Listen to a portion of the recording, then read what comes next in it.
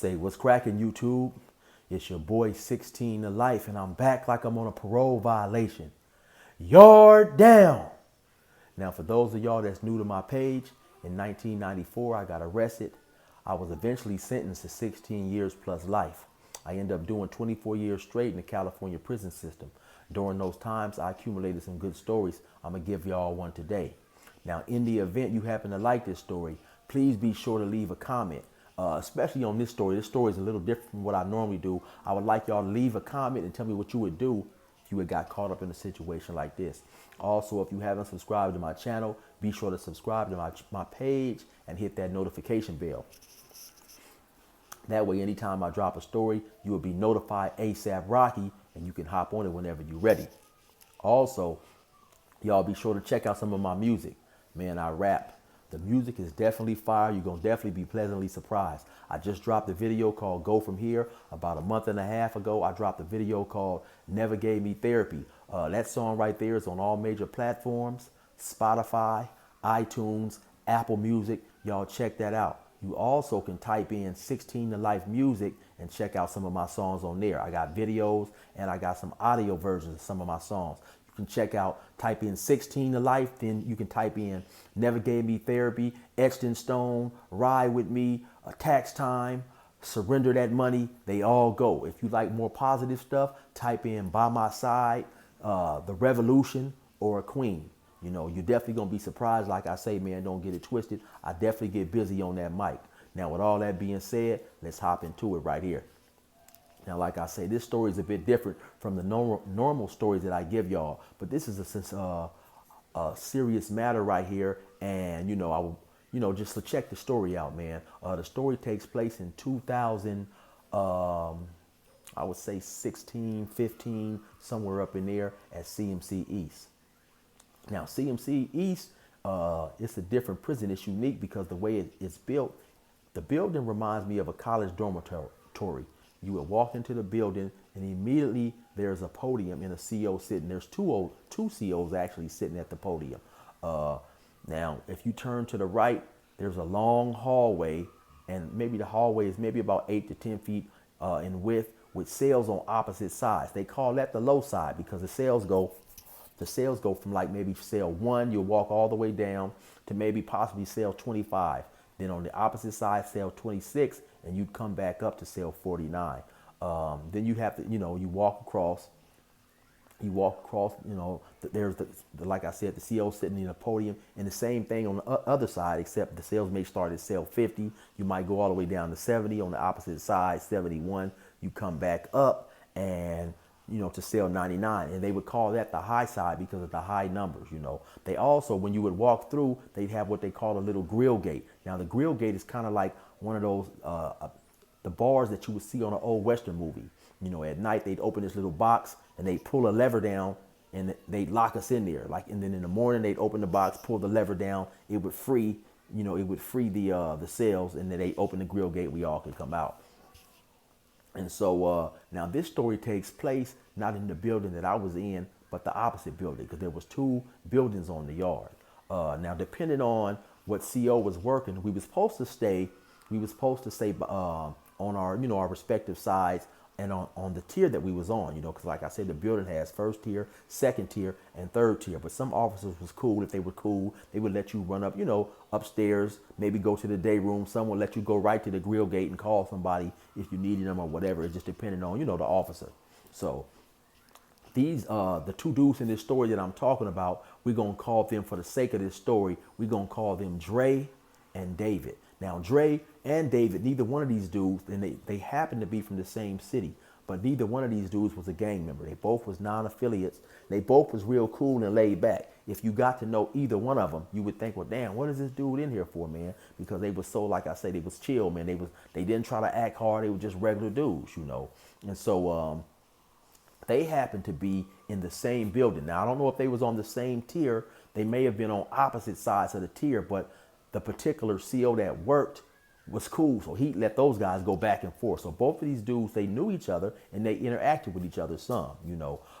Dre happened to be a porter in the visiting room. So basically, what a porter is He's a janitor out there. Basically, he cleans up. He sweeps the floor. He wipes the tables. He may take pictures. He'll make sure that when the people come up to visit, their kids may have toys. They had a little toy box they could go get paper and things like that. Now working in the visiting room to some people was a very much wanted job because it had a little perks. You may be out there, you see one of your friends that's working out there, you have your family buy him a soda, maybe something out of the vending machine, popcorn, whatever. Then also, of course, you got the people watch out there. And so now both these dudes, David and Dre, they both were in for murder. Now, so one day when Dre is out there working, David comes up for a visit. Now, David had been arrested for murder, and when he was arrested for murder, he went on the run. He eluded the police. He didn't turn himself in.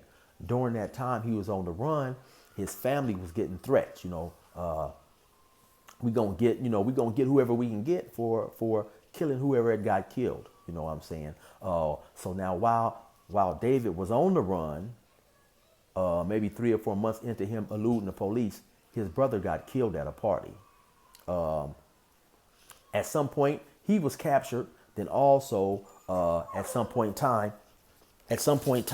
Dre was captured for the murder. Dre was captured for the murder of David.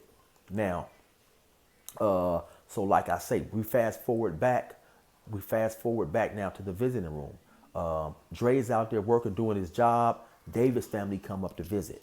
Now, at some point in time during the visit, David's mom, she notices Dre and tells David, hey, that's the dude right there. He was arrested for the murder of your brother. So now I guess during the time, of course, that David had been apprehended, they both may have got apprehended somewhere around the same time. But they was in the county jail, but they never got to see each other. So David never knew that this was a person who was in prison for killing his brother.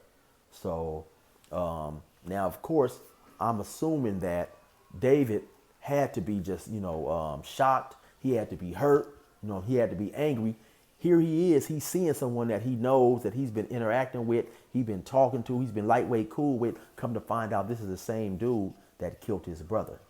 Now, while all this is going on, Dre is out there working. Unbeknownst to him, he doesn't recognize David or David's family. Now, I'm assuming that when Dre was having this court proceedings, of course, his family, his mother, they was coming up there interested in what was going on with the death of her son, her other son. And so, of course, she got familiar with Dre and at least knowing what he looked like. So, like I say, all this is going on. Dre has no idea that any of this stuff is even in the air or bubbling. So when the visit is over, they both eventually go back to the cell. Like I said, they happen to be in the same building. I can't remember if they was on the same tier, but they was in the same building. So later that day, Dre's in the cell chilling. David happens to come down to his cell and say, hey man, can I holler at you? I want to talk to you about something. Dre said, yeah man, what's up? Come on in. He let him come up in the cell. You know what I'm saying? Like I say, he had no idea what was going on. David tell him, hey man, listen man, I'm not tripping, but I was out there on a visit with my mom. She just told me, man, that you in here for killing my brother, and so I get all this from Dre. Dre ends up telling me the story later on. Dre told me he was shocked, because he had no idea. And he told me that Davis told him, hey, man, listen, I'm not tripping, man, but I just want to know what happened. Dre, like I say, Dre was shocked. All this time, David had been assuming that his brother was killed due to whoever he had killed, and it was in retaliation for that. So he had been extremely upset. And of course, it had been troubling his spirit and his soul to think that whatever he done had led to the murder of his brother. But Dre told him, hey, no, man, it was at a party. I didn't even know your brother. We got into it over an issue that was totally unrelated to whatever you're in here for, So they sat in there, they talked for a little bit, and, David told him that he wasn't tripping, Now, I can only imagine what his mother may have said to him during that visit. I'm sure, she has an idea, or maybe she's heard what prison is like. So she definitely didn't want her other son to probably get into some stuff. Who knows? Like I say, he didn't explain that to me. I can only imagine. A mother is always gonna worry and be concerned for her kids. So after they had the little talk, David, he leaves. Once I guess his conscience is clear that his brother's death was unrelated to his actions. But at some point in time, the police came and later on, the police came and got David and ended up taking him to the hole. Now, the reasons around that are a little iffy. It was said that he had, at some point in time, a CO seen him. He mentioned to the CO that he had had a bad experience. He seen the person that killed his brother. And, it was like I say, it was a lot of rumors around what had actually happened. So who knows why. So basically they came and got him either for his safety or the safety of others. He never did say that Dre had done it because, if that was the situation, they probably would have came and got both of them. So I believe what they ended up doing is they came and got David, took him to the hole, in their words, for his safety, and end up transferring him out of the institution. Like I said, to me right there, that story was,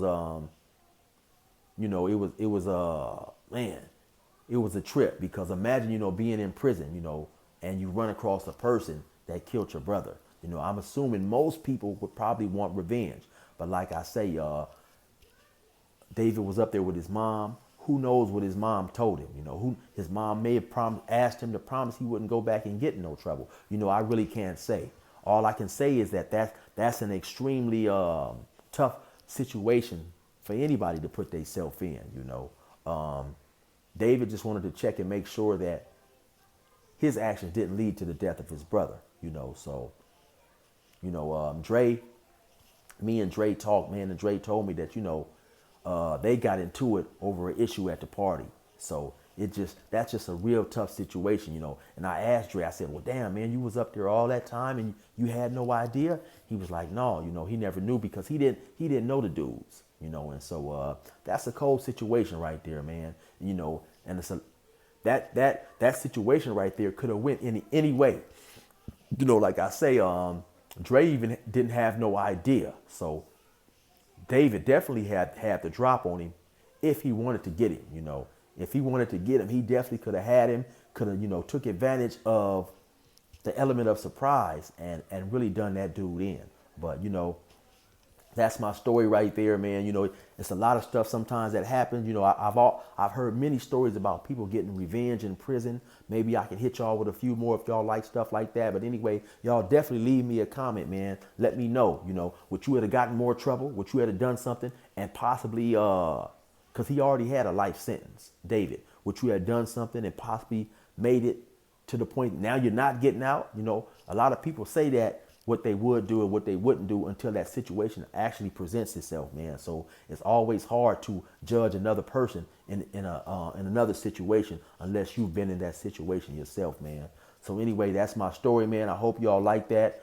Get at me in the comments and stay safe out there. You already know what it is. It's your boy 16 to life. Resume normal program.